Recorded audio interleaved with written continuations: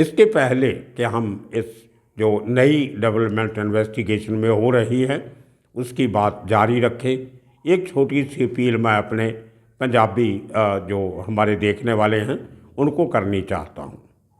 दोस्तों, ਅੱਜ ਫਿਰ ਅਸੀਂ ਇੱਕ ਨਵੀਂ ਵੀਡੀਓ, ਨਵਾਂ ਐਪੀਸੋਡ ਸਿੱਧੂ ਮੂਸੇਵਾਲੇ ਦੇ ਲੇਟੈਸਟ ਗੀਤ ਜੋ ਅੱਜ ਹੀ ਰਿਲੀਜ਼ ਹੋਇਆ ਵਾਰ, ਉਹਦੇ 'ਤੇ ਬਣਾਈ ਹੈ। ਉਹ ਪੰਜਾਬੀ ਵਿੱਚ ਰਿਲੀਜ਼ ਕੀਤੀ ਹੈ, ਪੰਜਾਬੀ ਹਿੰਦ ਪੰਜਾਬ ਚੈਨਲ 'ਤੇ। ਉਸ ਵੀਡੀਓ ਦਾ ਲਿੰਕ ਅਸੀਂ ਇਸ ਅੱਜ ਦੀ ਹਿੰਦੀ ਦੀ ਐਪੀਸੋਡ ਦੇ ਨਾਲ ਡਿਸਕ੍ਰਿਪਸ਼ਨ ਵਿੱਚ ਦੇ ਰਹੇ ਹਾਂ। ਨਾਲ ਦੀ ਨਾਲ ਜੋ ਹਿੰਦ ਪੰਜਾਬ ਚੈਨਲ ਦਾ ਜੋ ਲਿੰਕ ਹੈ ਉਹ ਵੀ ਨਾਲ ਦੇ ਰਹੇ ਹਾਂ। ਕੱਲ੍ਹ ਜੋ ਅਸੀਂ ਸ਼ਹੀਦ ਆਜ਼ਮ ਭਗਤ ਸਿੰਘ ਦੇ ਪਿੰਡ ਖਟਕੜ ਕਲਾਂ ਦਾ ਵੀਡੀਓ ਬਣਾਇਆ ਸੀ, ਉਹਦਾ ਬਹੁਤ ਸਾਰੇ ਲੋਕਾਂ ਨੇ ਕਿਹਾ ਕਿ ਸਾਨੂੰ ਲਿੰਕ ਨਹੀਂ ਮਿਲ ਰਿਹਾ, ਚੈਨਲ YouTube 'ਤੇ ਨਜ਼ਰ ਨਹੀਂ ਆ ਰਹੀ। ਇਸ ਕਰਕੇ ਅਸੀਂ ਚੈਨਲ ਦਾ ਲਿੰਕ ਫਿਰ ਇੱਕ ਵਾਰੀ ਸਾਰਿਆਂ ਨੂੰ ਅੱਜ ਦੇ ਰਹੇ ਹਾਂ ਡਿਸਕ੍ਰਿਪਸ਼ਨ, ਅਤੇ ਨਾਲ ਦੀ ਨਾਲ ਅੱਜ ਵਾਲੀ ਪੰਜਾਬੀ ਐਪੀਸੋਡ ਦਾ ਲਿੰਕ ਵੀ ਦੇ ਰਹੇ ਹਾਂ। ਜ਼ਰੂਰ ਦੇਖੋ, ਬਹੁਤ ਅੱਛਾ ਉਦਮ ਤੁਸੀਂ ਹੁੰਗਾਰਾ ਦਿੱਤਾ है, ਤੁਹਾਡਾ ਸਾਰਿਆਂ ਦਾ बहुत बहुत धन्यवाद। सो दोस्तों, आगे बढ़ते हैं उसी लड़ी को लेके जो हमने शुरू की थी बात, कैसे NIA और पंजाब पुलिस की जांच आगे बढ़ रही। तो दोस्तों, एक और नया दिन और मैं बलजीत परमार हाजिर हूँ एक नई कहानी, एक नया किस्सा लेकर। सिद्धू मूसेवाला केस की इन्वेस्टिगेशन में कुछ चौंकाने वाले खुलासे सामने आ रहे हैं। सबसे बड़ा खुलासा, पंजाब का अंडरवर्ल्ड, जिनको गैंगस्टर का नाम दिया जाता है, पंजाब का माफिया, तकरीबन 25 से 30 बड़े गैंगस्टर जो ऑपरेट कर रहे हैं पंजाब, हरियाणा और दिल्ली से।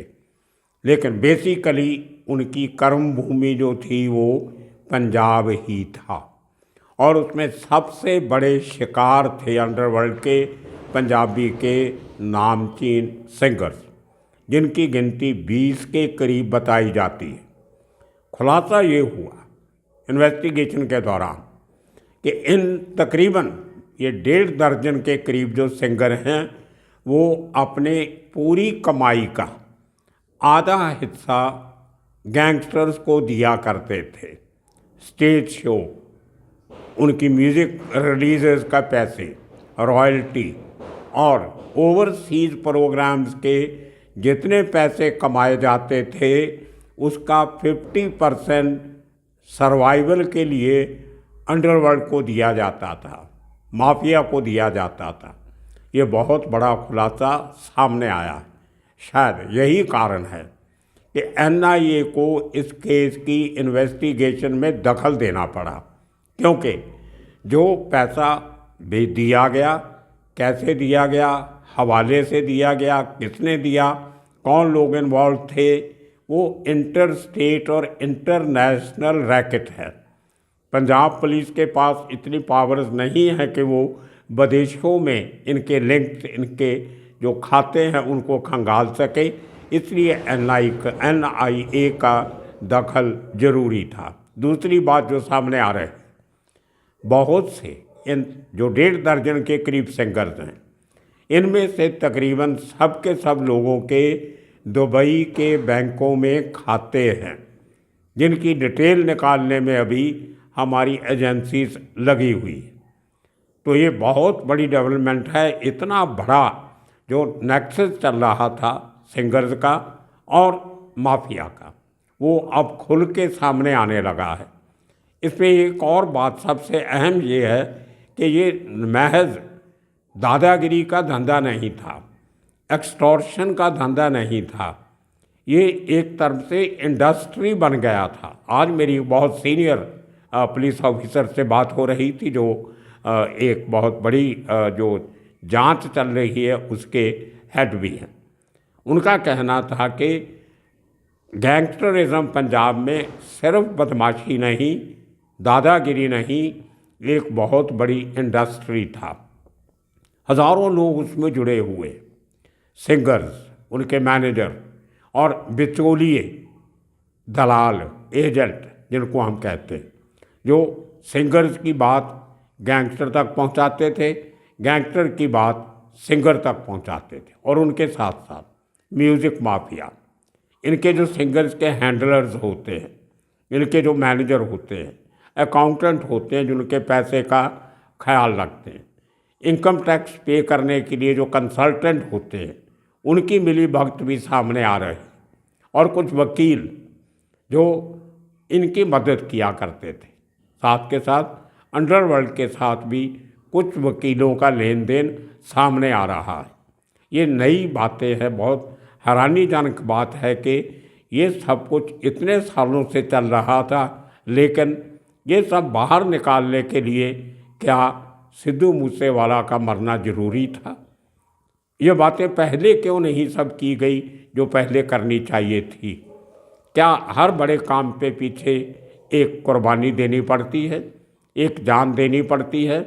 किसी ना किसी को मरना पड़ेगा तो जाके ये खुलासे होंगे।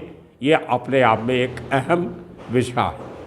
ये मुंबई में भी होता रहा है और दूसरे जो सूबे हैं वहाँ भी होता रहा है। मुंबई में हमने कई बार बात कर चुके हैं, बड़े बड़े सिंगर जो थे, म्यूज़िक बैरन्स थे, एक्टर्स थे, कलाकार थे, उनसे कैसे अंडरवर्ल्ड ने 20-25 साल दबा के पैसे कमाए। ज़्यादा पैसे कमाए जाते थे ओवरसीज़ शोज़ के, क्योंकि वहाँ बहुत बड़ी रकम इन्वॉल्व होती। जो फिल्म इंडस्ट्री के शो करते थे 3-4 बड़ी कंपनी, मैं नाम नहीं लूँगा, उनमें से कुछ कंपनी तो अभी सरकार के भी करीब हो गई है। मुंबई पुलिस का जो दिवाली मेलावा होता है, हर साल मुंबई पुलिस एक दिवाली का मेला करती। उस मेले का पिछले कुछ सालों से जो पूरा काम धाम देखती है कंपनी, एक ज़माने में वही कंपनी अंडरवर्ल्ड के साथ मिलके दलाली का काम किया करती थी। वही पैसा इकट्ठा करके उसका एक हिस्सा अंडरवर्ल्ड को दिया जाता था, छोटा राजन गैंग को, दाऊद गैंग को और दूसरे गैंग्स को भी। वही किस्म से बातें मुझे लगता है पंजाब के गैंगस्टर बहुत सारी बातें मुंबई के अंडरवर्ल्ड से सीखते हैं और उनका इम्प्लीमेंटेशन और ख़तरनाक तरीके से करते हैं।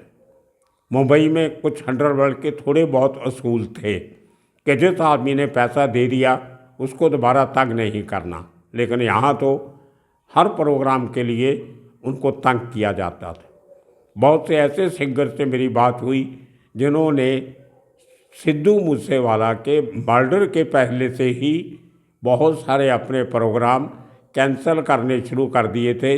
लाइंग लो जिसको हम कहते हैं, थोड़ा छुप छुपा के बैठे थे कि माहौल ठीक होगा तो काम करना शुरू करेंगे, नहीं तो आधी कमाई उनकी जो होती है उसमें खर्चे भी उनके होते हैं। 20-25-30 लोगों का ग्रुप साथ में लेके जाना पड़ता है, हवाई जहाज़ की टिकट्स होती है और वहाँ पे जो स्टेज का खर्चा, वेन्यूज़ जो बाहर हैं बहुत महंगी मिलती हैं। यहाँ तो हम ओपन में कहीं बड़ी ग्राउंड में, स्टेडियम में कहीं भी अखाड़ा लगा लेते हैं, लेकिन बाहर आपको उसके कंट्रोल के लिए, क्राउड कंट्रोल के लिए सिक्योरिटी का इंतज़ाम करना और बड़ी बड़ी वेन्यूज़ के वहाँ पे हज़ारों डॉलर या पाउंड में खर्चा देना पड़ता है। उसके बाद जो लोकल ऑर्गेनाइजर्स हैं उनका खर्चा, सब आने जाने की टिकट, सबके 5 स्टार तकरीबन के होटल्स में रखना रहना, ये बहुत बड़ी इन्वेस्टमेंट होती है। उसके बाद जो वो कमाई करते हैं वो उनका एक आमदन का साधन होता है। रोज़ तो शो होता नहीं, साल में आप 2 या 3 बड़े शो कर लोगे बाहर जाके, बाकी जो छोटे शो पंजाब में और बाहर आसपास के इलाकों में होते हैं, दिल्ली में, हरियाणा में, राजस्थान में, उन वहाँ पे जो उनकी कमाई का जो म्यार होता है, एक स्टैंडर्ड होता है, वो नहीं होता जो विदेश में प्रोग्राम करने का होता है। तो उसमें से भी अगर आधा हिस्सा गैंगस्टर आपको बंदूक की नोक दिखा के ले जाते हैं तो ये बहुत बड़ी बेइंसाफ़ी है। लेकिन सबसे बड़ी हैरानी की बात ये होती है कि वो सिंगर जो बड़े बड़े पुलिस ऑफिसर को जानते हैं, घर जैसे रिलेशन हैं उनके, पॉलिटिशियंस को जानते हैं, कुछ लोग तो पॉलिटिकल पार्टीज के साथ अटैच भी रहे हैं और समाज में और सोसाइटी में उनका एक होल्ड भी होता है। बड़े रसूखदार लोगों से उनके रिश्ते होते हैं, पुराने मंत्रियों से, मौजूदा मंत्रियों से, पुराने एमएलए, मौजूदा एमएलए, और उसके बाद स्टैचर वाले लोगों से बना के रखते थे। एक वीआईपी स्टेटस मिलता था। और उससे भी ज़्यादा हैरानी की बात यह है कि आधे सिंगर्स के पास तो पुलिस की सिक्योरिटी भी रहती थी। और ये सब कुछ होने के बावजूद अगर सिंगर अपनी कमाई का आधा हिस्सा गैंगस्टर्स को देता है तो आप मजबूरी समझ लीजिए उनकी। लेकिन सबसे जो इतराज़ जो बात है, कभी भी किसी सिंगर ने इन गैंगस्टर्स के खिलाफ आवाज़ उठाने की हिम्मत नहीं की। जो लोग अपने गीतों में सर उठा के जीने की बातें करते हैं, इंसाफ की बात करते हैं, अगर आपकी ज़मीन का कोई झगड़ा चल रहा है उसका कब्ज़ा लेने के लिए बंदूकों की बात करते हैं, हथियारों की बात करते हैं, लेकिन जब अपने ऊपर पड़ती है तो भीगी बिल्ली की तरह चुप करके बैठ जाते हैं, म्याऊं भी नहीं करते। ये डबल स्टैंडर्ड इनका लाइफ में, समझते अपने आप को हीरो हैं।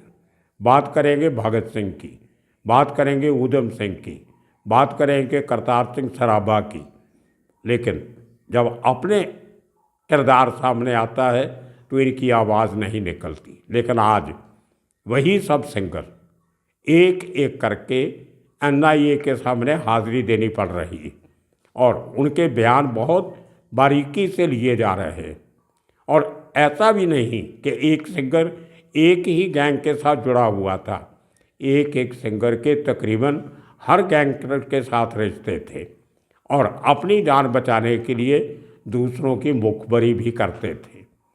अंदर से बड़े लोगों की खबरें भी देते थे कि वो आदमी जो हमारा जिसने प्रोग्राम कराया था उसका ये तौर तरीका है, इतना पैसे का वो मालिक है, वो बातें भी गैंगस्टर को पहुंचाते थे।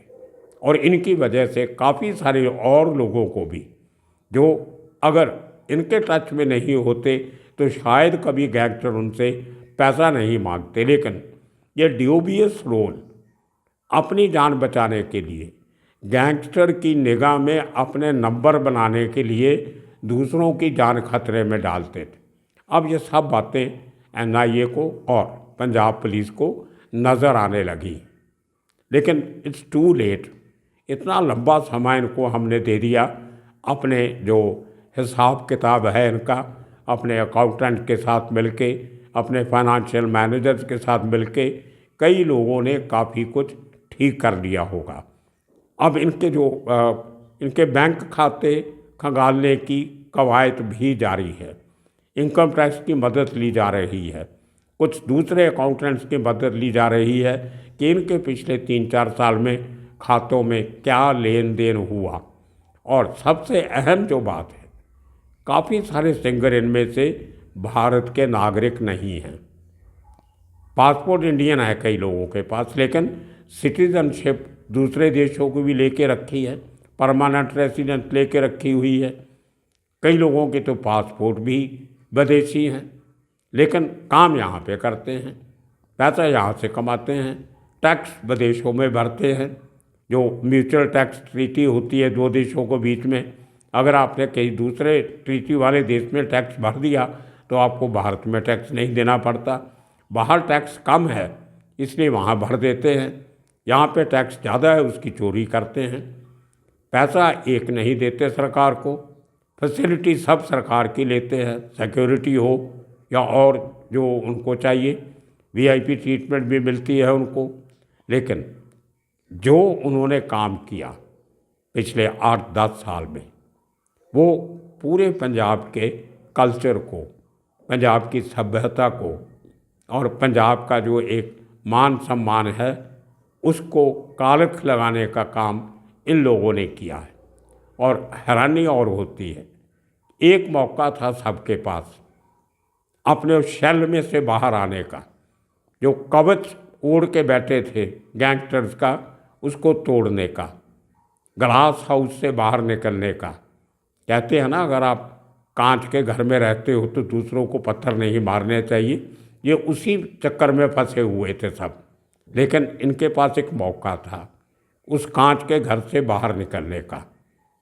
वो मौका था जब सिद्धू मूसेवाला को इतनी बेरहमी से मारा गया, आज से 5 महीने पहले, 5.5 महीने पहले। लेकिन इन लोगों ने उस मौके का फ़ायदा भी नहीं उठाया।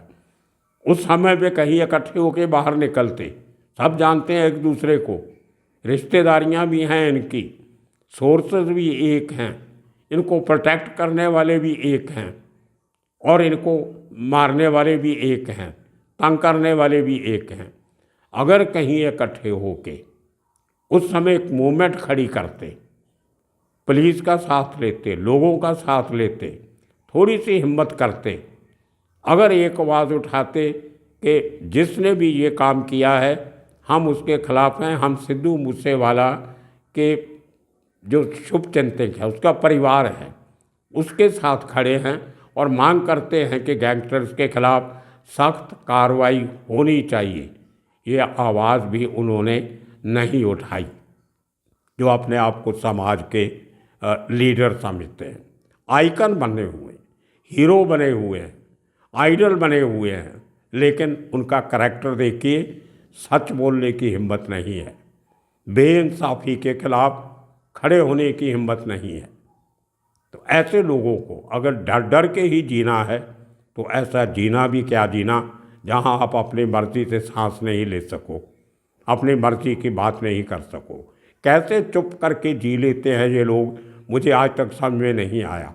अगर कहीं 5 महीने पहले पंजाब के कलाकार इकट्ठे हुए होते तो आज तक गैंगस्टर्स की कमर बहुत ज़्यादा टूट चुकी होती, उनकी हिम्मत नहीं होती इस किस्म का काम दोबारा करने की। सिक्योरिटी आपके पास है, सरकार आपके पास है, अधिकारी आपके हैं, तो डर किस बात का। ये सिद्धू मूसेवाला की एक कुर्बानी थी, मैं कहता हूँ, एक शख्स को अपनी जान देनी थी, जो आज साबित हो रहा है। जो इन्वेस्टिगेशन 4 महीने तक ढीली ढाली धीमी धामी चल रही थी, उसमें अब तेज़ी आने लगी है। कारण ये है कि करोड़ों लोगों का साथ आज भी सिद्धू परिवार के साथ है और उन लोगों ने अपनी स्ट्रगल छोड़ी नहीं, अपनी स्ट्रगल को लाइन पे रखा, बड़े ट्रम्मे से। कोई मोर्चा नहीं निकाला, कोई धरना नहीं दिया, कोई तोड़फोड़ की कार्रवाई नहीं की। जितने सिद्धू मूसेवाला के चाहने वाले थे उनकी भावनाओं को भी कंट्रोल में रखा, लेकिन जब देखा कुछ नहीं हो रहा तो आवाज़ बुलंद करनी शुरू की। सिद्धू मूसेवाला के पिता बलकौर सिंह, आज भी मेरी उनसे बात हुई, आज भी वही कह रहे थे कि बिना रोए तो माँ भी दूध नहीं देती, इसलिए हम रो रहे हैं, शोर मचा रहे हैं कि हमें इंसाफ चाहिए। लेकिन अब थोड़ी जो तेज़ी आई है इन्वेस्टिगेशन में, जो ऐसे असामाजिक तत्वों पे जो एक्शन होना शुरू हुआ है, एक जो गंदगी हमारे कल्चर के गीतकारी के सिस्टम में आ गई थी, उसको ख़त्म करने की कोशिश हो रही है, उसको वेलकम करना चाहिए। और जो भी इन्फॉर्मेशन किसी के पास हो वो रेलेवेंट जो अच्छे ऑफिसर हैं उनको देनी चाहिए, ताकि इस गंदगी के जो बाकी बचे कुछ आंसर हैं उनको भी ख़त्म किया जा सके। और ये बहुत बड़ी एक मैं कहता हूँ एक शाबाशी है सिद्धू परिवार के लिए कि उन्होंने अपना हौसला नहीं छोड़ा, अपना तर्क नहीं छोड़ा, अपना विश्वास नहीं छोड़ा। और सब लोग जो आज भी उस गांव में जाते हैं, आज से वो उनका वो सिग्नेचर कैंपेन शुरू हुआ है जो संडे को होना था, लेकिन कागजी कार्रवाई पूरी होने की वजह से नहीं हुआ। आज हज़ारों लोगों ने वहाँ पे जाके अपनी वो पेटिशन साइन की है लाइनों में लग के। अब ठंड भी हो गई है वहाँ थोड़ी, उस ठंडी में खड़े रह के उन लोगों ने लाइनें लगा के अपने दस्तखत करके अपना नाम पता दे के इस मुहिम में जुड़ने की, शिरकत करने की कोशिश की है। आने वाले दिनों में और लोग भी बहुत जाएंगे, विदेशों में ये प्रसंग शुरू होने वाला है। कनाडा, अमेरिका में अगले शनिवार एतवार से वहाँ भी सिग्नेचर कैंपेन शुरू हो जाएंगे। ये बात भी मुझे बलकौर सिंह ने आज बताई। तो एक बहुत बड़ा मौका पंजाबियों के पास है, सिंगर्स के पास है, कलाकारों के पास है, अभी भी वक्त है। आप उठिए, इकट्ठे हो, आवाज़ उठाओ, इंसाफ की आवाज़ ज़्यादा देर तक दबाई नहीं जा सकती। जो आप हवा में बातें करते थे अपने गीत गानों में, उनको भूल के नए किस्म के गीत गाने लिखो जिसमें लोगों का भला हो, पंजाब का भला हो। वो लोग जिनकी आवाज़ में बात करके आप लाखों करोड़ों रुपए कमा रहे हो, कम से कम उसका वो हिस्सा जो आप गैंगस्टर्स को देते रहे हो आज तक, वो हिस्सा पंजाब के लिए, पंजाबी के लिए, पंजाबी कल्चर के लिए, पंजाबी सभ्याचार के लिए वहाँ खर्च करो। देखना होगा कितने लोगों में हिम्मत है, कितने लोग सर उठा के जीने की तमन्ना रखते हैं। भगत सिंह को आइडल मानने वाले गर्दन झुका के चलते हैं तो क्या होगा पंजाब का, क्या होगा देश का। एक बार फिर एजेंसीज जो इस केस के पीछे लगी है उनका हौसला भी बढ़ाना चाहिए। जितनी शिद्दत से अब काम हो रहा है, देखना पड़ेगा आने वाले 1-2 महीने में कुछ नई डेवलपमेंट्स बड़े लेवल पे ज़रूर होंगी। आने वाले दिनों में इसी किस्म के किस्से कहानियाँ लेके फिर हाजिर होंगे। तब तक के लिए आप सबका शुक्रिया, धन्यवाद।